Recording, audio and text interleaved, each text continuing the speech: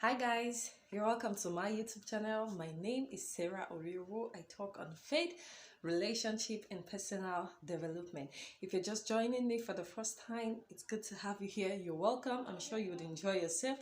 And if you've been here before, thank you for coming again. It feels really good to have you here again. So today I want to talk on an amazing topic, and it's a topic that I believe would be beneficial to you and to a lot of people. So it's really good that you're here, and I'm sure you would learn a thing or two. The topic before us that we'll be addressing today is tagged criticism. Criticism. Before I go ahead, I would like us to check out the meaning of criticism. To criticize means to find faults or to evaluate the merit and faults or the merits or faults, to find faults or to evaluate the merits or faults. There are times when someone may probably have walked up to you and said, oh, I made this dress, for instance. How do you see it? What do you think about it? And you have to look at it to say, okay, the dress is good, or no, you need to improve on this. So whichever way, either you're telling them it's good or it's not good, what you are doing at that moment is that you are criticizing what they have actually done. Criticism in itself is neither right nor wrong. What makes it right or wrong is how you do it. Criticism in itself is neither right nor wrong. So it is how you go about it that makes it right or wrong. If you do it in a good way, of course it becomes right and it can bet a positive change. But if you do it in a bad way or in a way that can kill somebody's spirit, then it just makes it wrong, and you may not even be able to achieve any positive thing out of it.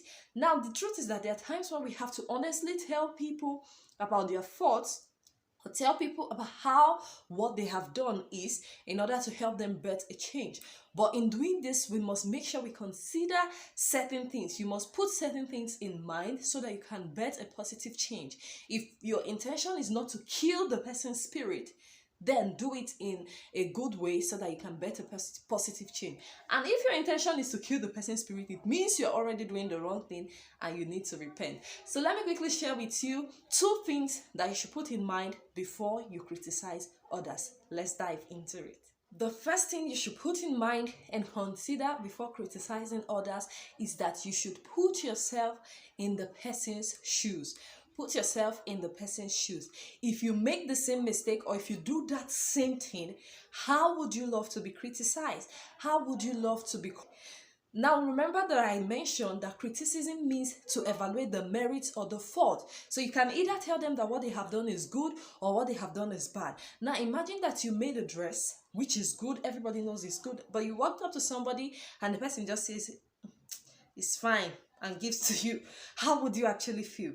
So I believe you would not feel very good about that situation. So if you would not feel good about that situation, then do not also do that to other people, because it is being said that you should do unto others what you want them to do to you. So if you would not love to be treated in an unfair way, do not treat others in an unfair way. Now, it might not actually be something good alone. If the dress is bad, for instance, and somebody walks up to you, how do you see this?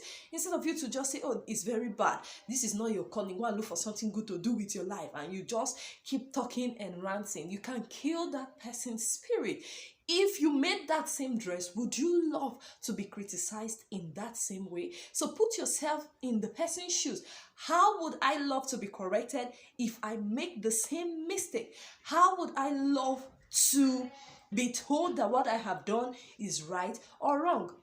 If you're able to put yourself in that person's shoes, you would be able to know how to do it well and treat others well. There are certain people that say, oh, me, I used to say my mind the way it is. It is how it is inside of me that I would just say it. If we all keep saying our minds the way it is, then we'll just destroy everything. Because there are times when you should not actually say your mind the way it is. You should use wisdom in saying whatever you have to say. There's a reason why God created us in his image. God is a wise God. He made us in his image, and he expects us to apply wisdom to certain situations also, so that you don't just have to say it the way it is in your mind. There are times when your mind even gives you something that is not correct. It is that wisdom that is in you that will not tell you that, no, let me not do it this way. If I do it this way, it can destroy things. Because if everybody keeps doing it the way it is in their mind, will spoil a lot of things. So make sure that you apply wisdom to certain situations. Do it in such a way that that correction you want to make can bet a positive change. So put yourself in the person's shoes. Treat that person the way you would love to be treated. If that is you, how would you love to be corrected? And I hope that if we are able to apply this, it will help to birth a positive change. So let's consider the second point and the second way that you can actually birth a change when you are trying to criticize others. The second point you should consider when you're trying to criticize others is that you should do it lovingly. The world is full of a lot of hatred and oppression and bitterness already, so do not add to it. We have a lot of hatred already, so let's just divert to the aspect of love. So when you want to criticize others, learn to do it lovingly. Do it in such a way that the person would even want to change. Do it in such a way that you'd be able to birth a positive change. Now you've been able to put yourself in that person's shoes. I believe you would love to be corrected in a loving way. So also, you should correct others in a loving way to do it in such a way that when you tell them that what they have done is not right, they can go home to do it well. Not that they will go home and never try again. Do not be the person that will make other people to kill their visions. Do not be the person that will kill other people's determination and zeal to try. You should learn to correct people lovingly, criticize them lovingly, and help them be better. When you criticize lovingly, a part of it is that you give the person ways that he can do it well. Okay, this is not actually well. You can do it this way. You can do it this way. Okay, don't do this. Keep it and do this and do this. When you do it that way, the person is going back home with joy and say, okay, let me go and implement what I have been told. But by the time you do it in an unloving way, you can just kill the person's spirit. So I believe you've been able to learn a thing or two from this video. The first one is that before you criticize, put yourself in the person's shoes. And secondly, do it lovingly. If you're able to implement this, it will help to actually birth a positive change. This is where we're gonna stop in today's video. If you've been blessed by it, please kindly give it a thumbs up so that it can encourage me and help me to make more amazing videos.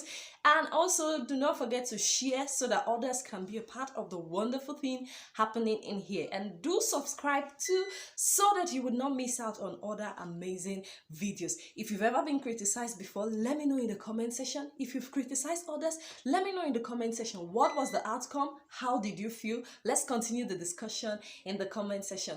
All right, till I come your way again, keep taking care of yourselves. You know it always feels nice talking to you. See you some other time. Bye for now.